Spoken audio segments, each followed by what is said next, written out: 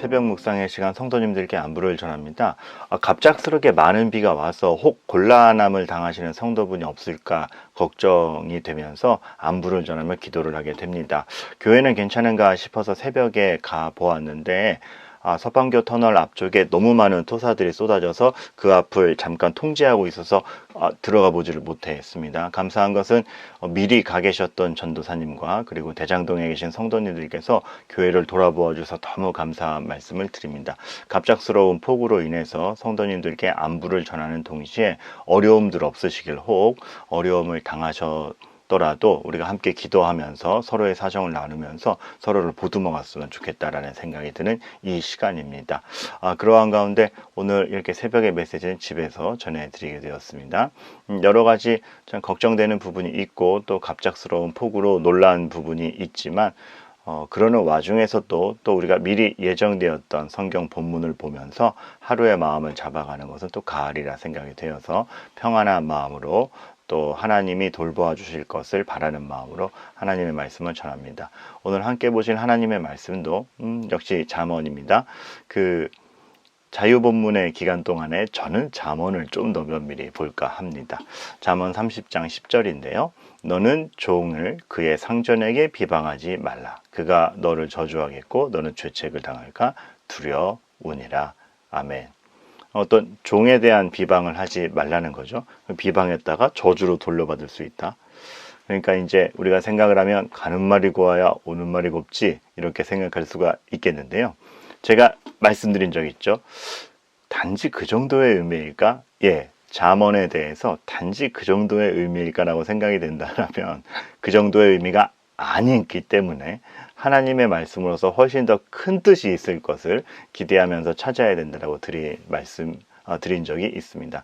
오늘의 말씀도 마찬가지입니다. 먼저 비방이라는 단어를 먼저 생각했으면 좋겠어요.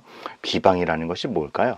그 남에 대해서 함부로 얘기하고 어찌 보면은 참 근거 없이 혹은 내가 유리한 대로만 상대방을 이렇게 낮춰 말하는 것이 비방일 수도 있겠는데 조금 정의를 해보자면 애정이 없는 말입니다. 그 대상이 되는 상대방에 대해서 어떠한 애정도 사랑도 없이 하는 말이 비방일 수가 있겠습니다. 왜냐하면 그 말을 함으로써 그가 당할 피해나 억울함 전혀 신경 쓰지 않고 하는 것이 비방이기 때문에 그렇습니다. 그리고 비방이라는 것은 타당성이나 들었더니 정말 그래? 라기보다는 이렇게 여론을 끌어가는 것처럼 되는 선동적인 말이 더 많죠. 그래서 타당성이나 어떤 그것으로 인해서 유익을 도모하는 것이 없는 말입니다. 그 말을 들어줬을 때 그렇구나, 그럼 이렇게 해야겠네라는 어떤 좋은 목적성이나 유익은 없고 타당성에 결여된 말, 즉 애정 없이 함부로 하는 말들을 비방이라고 할 수가 있겠습니다. 성도의 입에서 나가는 말은 애정과 유익을 도모함이 있어야 됩니다. 우리가 먼저 오늘 선제적으로 얻게 되는 교훈은 성도의 말에서는 비방이 나가면 안 됩니다. 그 상대방에 대한 애정, 상대방에 대한 배려, 그리고 그 말을 했을 때 그것이 날카로운 말이라 할지라도 상대방을 정말 위해서 하는 말인가? 정말 저러면 안 되는데 너 그러면 안 돼. 그러니까 그 말이 내용은 지적일지라도 애정을 두고 그래서 결국에는 유익을 가져다 주는가? 이것이 중요한데 성도의 말은 분명한 애정과 또 유익을 도모하는 그러한 선한 목적이 있어야 됩니다. 근데 비방은 그것이 없죠. 먼저 오늘의 잠언 말씀은 그것을 경계하고 있는 것이고 또 하나 왜 종에 대해서라고 했을까? 너는 종을 그의 상전에게 비방하지 말라. 그 대상을 종으로 규정을 하고 있습니다. 이미 존중받지 못하는 사람입니다. 종이라 함은 이미 존중받지 못하는 사람이고 생각해보면 존중의 대상으로서 이렇게 이목을 끌거나 관심받지 못하는 항상 이렇게 변두리에 있는 사람이 종이었을 것입니다. 그런데 그러한 사람에 대해서 즉 이미 존중받지 못하는데 또 비방을 한다?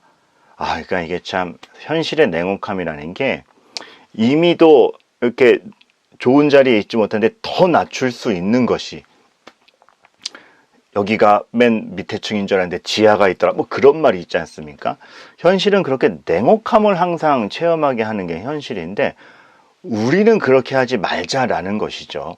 이미 존중받지 못하는 사람, 관심의 대상이 되지 못하는 사람을 더 낮추는 일은 없어야 된다라는 것이고, 그러한 일을 정말 존중의 대상으로서 관심받지 못하는 일을 존중함으로 바라볼 수 있는 게 우리라는 겁니다.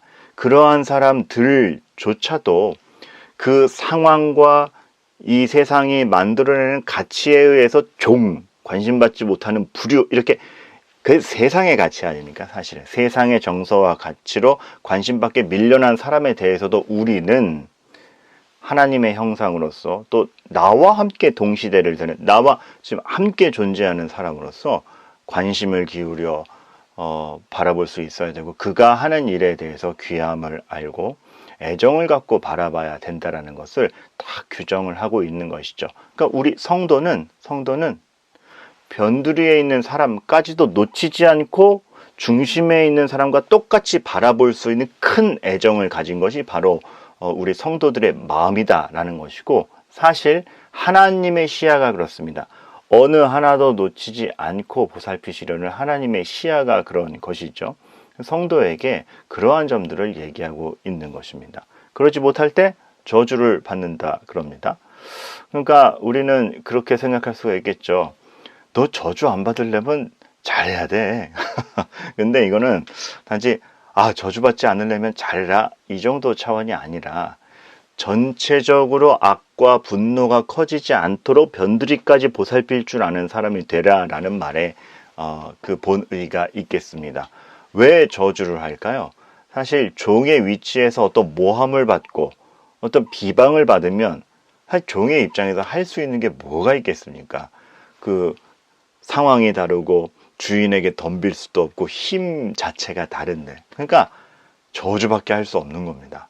할 수 있는 게 저주밖에 없는 그 참혹한 상태, 악이 커지고 분노가 커지고, 우리는 성도는 그렇게 전체적으로 악과 분노가 커지지 않도록 참 사랑과 의와 애정이 넘치는 곳으로 본인이 속한 공동체가 갈 수 있도록 변두리까지 보살피는 것이, 그러한 지극한 심령을 가진 것이 성도라는 것이고, 바로 우리의 처신이 그래야 된다라는 것을 보게 되는 것이죠.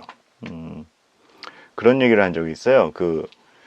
이렇게 좀 이렇게, 그러니까 좀 웃기다 하는 사람들끼리, 유머러스하다 싶은 사람들끼리 어떤 그 행사를 기획해서 진행을 한 적이 있습니다. 그것이 아마 그 청년부 시절에 크리스마스 이브 행사였을 거예요. 그런데 그 행사가 좀 잘 되면 좋겠다 싶어서 재미나다는 사람들, 말 잘하는 사람들, 기획력 있는 사람들 함께 탁 모아가지고 하는데, 그러다 그런 얘기를 했습니다. 누가 웃긴 사람인가? 뭐가 웃긴 사람인가? 라고 했을 때 그런 결론을 냈던 기억이 납니다. 가장 변두리에 이게 소외되어 있는 사람까지 이렇게 관심을 끌 수 있다라면 그가 웃긴 사람이다.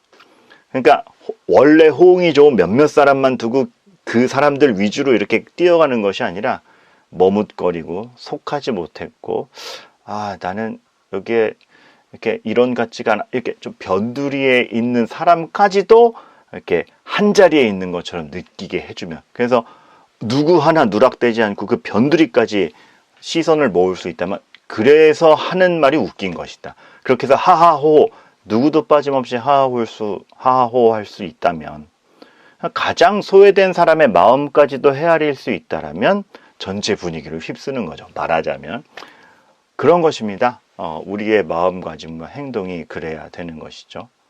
그리고 어디에서나 아까 얘기했듯이 이 저주가 발생하지 않도록 내가 속한 곳을 만들어가는 분위기가 중요합니다. 그래서 일을 함에 있어서도 어떠한 불합리, 가격을 너무 깎으시네.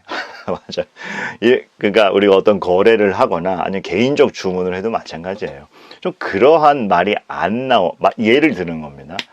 누군가가 아쉬워하거나 이렇게 마음 상하는 일이 없도록 어쨌든 그 모든 일을 하는 것, 그것이 합리적이요, 정확함이요, 투명함이요, 또 제대로 하며, 내가 좀 직급이 높다 그래서 밑에 사람 다 시키는 거 아니라 나부터 성실함을 보이는 가운데 그 다른 사람의 형편이 어떤가를 돌아보는 그 모든 것, 그런 것이죠.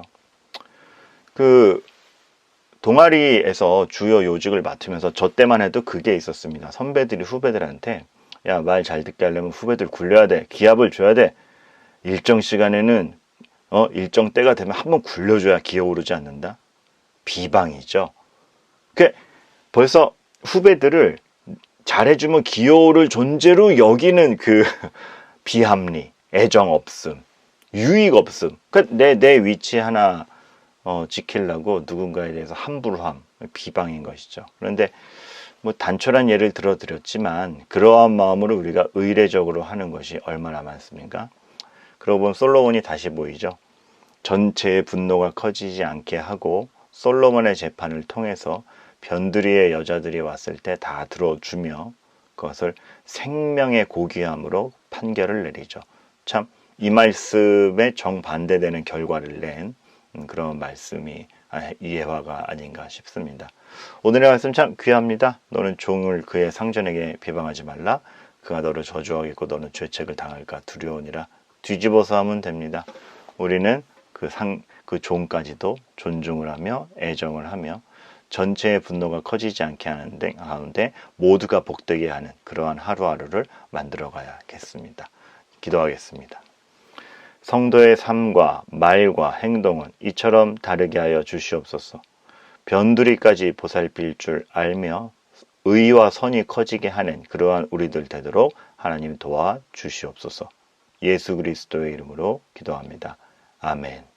공동의 기도 제목으로 기도하시고 개인 기도 제목으로 나아가시겠고, 특별히 아마 폭우로 아마도 정말 곤란함을 당하시는 분들이 있을 겁니다. 그렇게 오늘 하루는 좀 서로를 돌아보시면서 이거 난처한 사람이 없나 돌아보시면서 서로를 챙기고 또 배려하는 그런 마음으로 또 기도해 가셨으면 좋겠고 하루를 보내셨으면 좋겠습니다. 힘내시기를 바랍니다.